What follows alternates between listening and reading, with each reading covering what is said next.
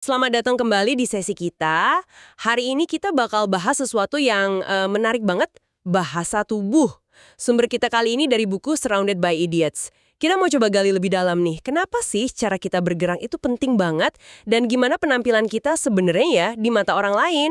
Ini kan soal sinyal-sinyal nonverbal yang kita kirim terus-terusan, sadar atau nggak sadar. Betul sekali. Dan yang bikin kaget dari sumber ini, skalanya itu loh, gede banget. Hampir 700.000 sinyal nonverbal. Coba bandingin sama katakanlah kosakata bahasa Inggris modern yang cuma sekitar 170.000 kata. Wow, 700.000, itu banyak banget ya. Jauh lebih banyak dari kata-kata. Iya kan? Ini nunjukin betapa kayanya informasi yang kita sampaikan tanpa ngomong sepatah kata pun. Oke, jadi gimana dong semua sinyal tak terucap ini ngebentuk cara orang lain ngelihat kita sehari-hari? Nah, ini intinya. Orang lain itu secara naluriah loh ngebaca bahasa tubuh Anda. Mereka menafsirkan mood Anda, niat Anda, bahkan ya rasa percaya diri Anda dari situ. Pikiran Anda, situasi yang lagi dihadapi, rasa aman atau nggak aman, itu semua kayak bocor gitu lewat gerakan kita. Postur, ekspresi wajah. Contohnya postur deh. Sumbernya bilang kalau postur rileks, alami gitu, kesannya pede ya.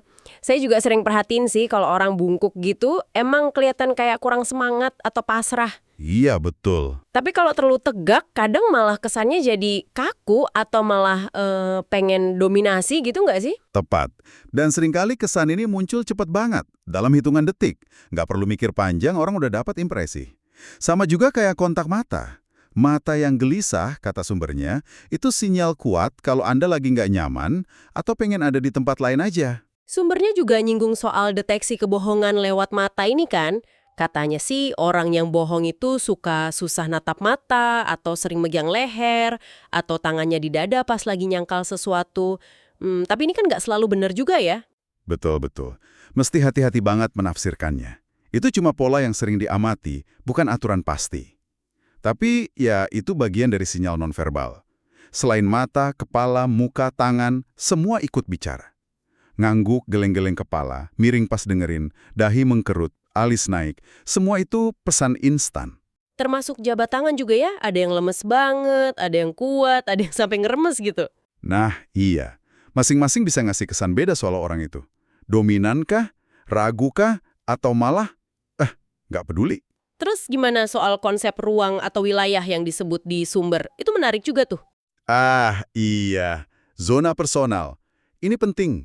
Jarak fisik waktu kita ngobrol sama orang lain itu juga ngirim sinyal soal kedekatan hubungan kita. Sumbernya nyebut ada zona personal buat teman dekat, ya kira-kira sejengkal 2 jengkal lah.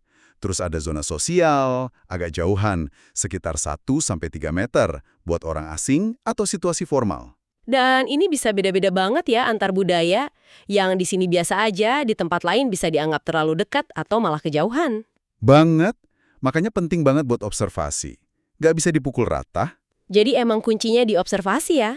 Iya, meskipun ada ekspresi yang universal kayak senyum atau marah, banyak sinyal lain itu sifatnya individual banget atau terkait budaya. Sumbernya ngasih contoh menarik pakai tipologi warna kepribadian dari buku itu loh. Oh, yang merah, kuning, hijau, biru itu? Iya itu. Dijelasin misalnya, orang tipe hijau yang biasanya lebih tenang, suportif, mungkin dia bakal condong ke belakang badannya kalau lagi ragu. Sebaliknya, tipe merah yang lebih dominan, tegas, dia malah bisa jadi condong ke depan buat, menegaskan diri gitu kalau lagi nggak yakin. Wah, menarik ya gimana kepribadian bisa mewarnai bahasa tubuh kita gitu. Betul, jadi ini nunjukin lapisannya banyak. Jadi intinya paham dasar-dasar bahasa tubuh ini bukan buat jadi pembaca pikiran gitu ya, tapi lebih biar kita nggak salah paham dan komunikasi lebih lancar. Tepat sekali. Tujuannya lebih ke ningkatin kesadaran diri kita. Sinyal apa sih yang sebenarnya kita kirim? Terus jadi lebih peka juga sama sinyal orang lain. Ini bisa bantu banget bikin interaksi lebih nyaman, ngurangin miskomunikasi. Anda jadi bisa nyesuaiin diri biar pesan Anda lebih nyampe gitu. Oke, jadi kesimpulannya nih buat Anda semua yang mendengarkan, komunikasi nonverbal ini lapisannya kaya banget dan aktif terus. Bahasa tubuh Anda itu selalu ngomong, sengaja atau nggak sengaja. Pertanyaan pentingnya jadi gini, pesan apa sih yang sebenarnya pengen Anda sampaikan lewat gerakan Anda? Dan mungkin yang lebih krusial lagi, pesan apa yang beneran ditangkap sama orang lain. Udah sama belum? Nah, sebagai penutup, coba deh Anda renungkan sebentar.